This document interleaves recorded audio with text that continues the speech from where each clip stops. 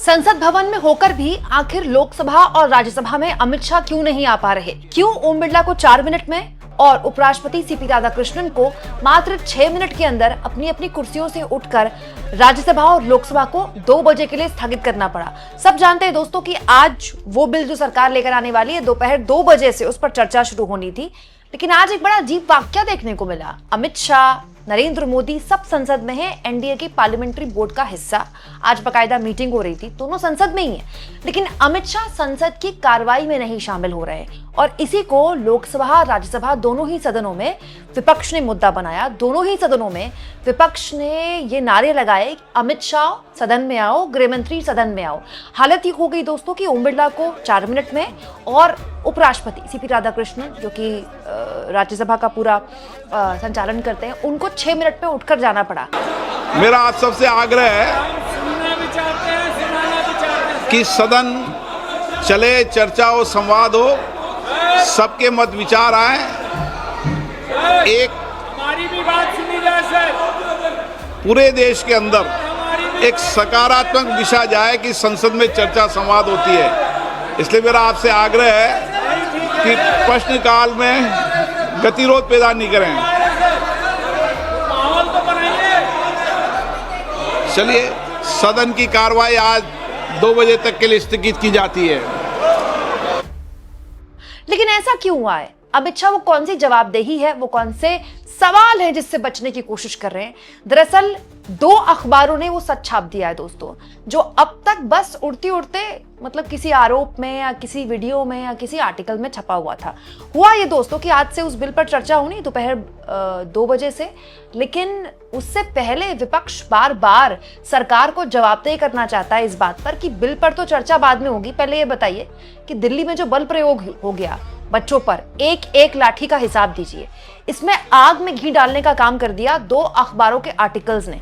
जैसे आज दोस्तों अमर उजाला ने एक बहुत ही हैरतअंगेज मतलब बहुत ही बड़ी खबर छाप दी है।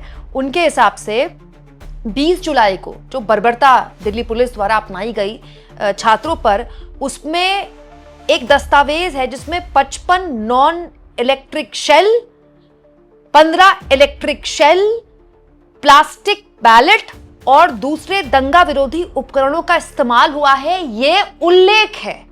अब इसमें जांच हो रही है। ये छापा है दोस्तों, ये मैं जो बता रही हूं आपको अमर उजाला के हवाले से बता रही हूं। सूत्रों के मुताबिक अमर उजाला ने छापा है कि रैपिड एक्शन फोर्स जो कि आरएएफ है, सीआरपीएफ की होती है ये, उसने ये कार्रवाई की है और इस दस्तावेज में ये है कि 55 non electric shell, plastic pellet के अलावा 15 शेल इलेक्ट्रिक शॉक दागे गए थे बच्चों पर। इसके अलावा 5 टीयर स्नेक ग्रेनेड थे, 1 RG-2 BC थी, प्लास्टिक पैलेट का इस्तेमाल किया गया था।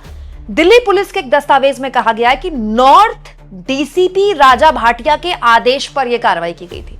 दिल्ली पुलिस ने सीआरपीएफ के आरएएफ को यह आदेश दिया था। उनका नाम भी आ गया, नॉर्थ डीजीपी राजा भाटिया। ये छाप दिया किसने? अमर उजाला ने। सूत्रों के हवाले से छापा है, मैं उसी के हवाले से आपको दिखा रही हूँ। किन परिस्थितियों ने इन्होंने इस्तीफा दिया और फिर उनका यहाँ पे स्वागत हो रहा है जैसे कोई सुपरस्टार का आगमन हो रहा है। इस सरकार में कोई विश्वास नहीं कर सकता। आज भी स्टूडेंट्स को परेशान किया जा रहा है। मैंने देखा कुछ इंस्टाग्राम के हैंडल जिसमें लड़कियों की फोटो चिपका रहे, मतलब पोस्ट किए हुए और कहा है कि इन लोगों ने ऐसा ऐसा किया। ये क्या बात है? या तो आप बातचीत कर रहे हैं या आप इस समस्या को सुलझाना चाहते हैं, या फिर सब स्टूडेंट्स के आप पीछे पड़े हुए हैं और आप उनको दबाना चाहते हैं अभी भी। दूसरा, इंडियन एक्सप्रेस ने एक बहुत ही बड़ी खबर छाप दी कल। ये खबर भी मैंने आपको एक खबर में इंक्लूड करके कल दिखाई थी। इंडियन एक्सप्रेस ने छापा है दोस्तों कि सीआरपीएफ ने इस पूरे मामले में इंक्वायरी भी शुरू कर दी है, क्योंकि भाई आपको तो जवाब देना पड़ेगा ना। और सीआरपीएफ हो सकता है बहुत जल्द इसमें ऑफिशियल स्टेटमेंट भी जारी करे, क्योंकि इसमें लिखा है सीआरपीएफ की इंक्वायरी में, यहां भी सूत्रों के हवाले से खबर है, 3 लोगों को पैलेट गन लगी हैं। मतलब सीआरपीएफ की शुरुआती इंक्वायरी में माना गया, उनके नाम भी हैं यहाँ पर। एक इरशाद शेख 25 साल के, जो कि दोस्तों गुड़गांव में काम करते हैं। साहिल लोचब 19 साल के छात्र दिल्ली यूनिवर्सिटी के, जिनको राहुल गांधी ने अपने बगल में खड़ा करके प्रेस कॉन्फ्रेंस की थी। और 28 साल के जर्नलिस्ट है आउटलुक मैगजीन के। ठीक है, ये खबरें ऑलरेडी द हिंदू में, बिजनेस लाइन में सब छप चुकी है। अब सीआरपीएफ के हवाले से सूत्रों सूत्रों को कोट करके इंडियन एक्सप्रेस ने छाप दिया कि लॉन्ग एंट्रीज आरएएफ पर्सनल की, जिसमें ये माना गया कि 5 राउंड प्रोटेस्टर्स पे फायर किए गए थे, 2 ग्राउंड पे हिट किए, बाकी प्रोटेस्टर्स को लगे हैं। तो इसके अलावा इस खबर में यह भी लिखा है कि उस दौरान जितने भी अफसरान वहां तैनात थे उनको साफ हिदायत दी गई थी कि आपको फोर्स का इस्तेमाल तभी करना है जब जरूरी पड़े, वो भी बहुत फेयर और बैलेंस तरीके से। दूसरा यहाँ पर यह भी लिखा है कि फोर्स का इस्तेमाल करने से पहले आपको वहां मौजूद लोगों को साफ वार्निंग देनी होगी। मतलब बड़ा सवाल है कि क्या ऐसी वार्निंग दी गई कि लाठीचार्ज किया जाएगा, टीयर गैस छोड़ी जाएगी।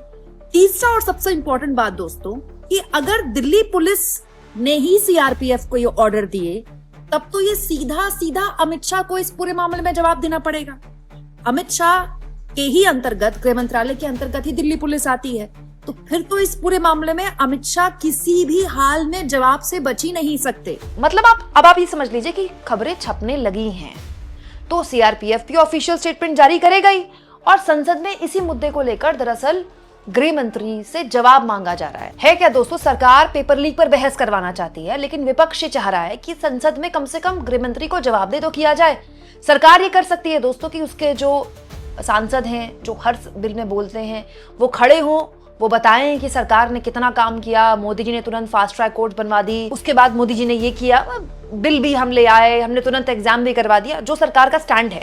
ये सब करते हुए अमित शाह संसद में होकर भी संसद की कार्रवाई में शामिल नहीं हो रहे हैं।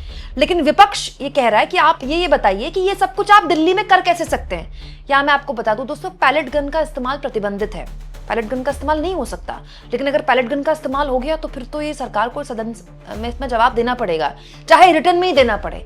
इसी मुद्दे को विपक्ष ने पकड़ा हुआ है। इसी वजह से आज राज्यसभा में भी हंगामा हुआ और लोकसभा में भी हंगामा हुआ। जो लोग सच को उजागर करना चाहे उनके ऊपर ईडी और इनकम टैक्स और सभी तरह के रेड्स हुए। कई लोगों को जेल के अंदर डाला गया कई सालों तक। और इस प्रोटेस्ट में जितने बच्चे लोग आए, जितने युवा आए, जितने कहिए कि स्टूडेंट्स आए, उनको क्रिमिनल्स की तरह ट्रीट किया गया। पैलेट गन्स हो, गैस का इस्तेमाल हो, इवन AK-47 तक का इस्तेमाल आप देख रहे हैं।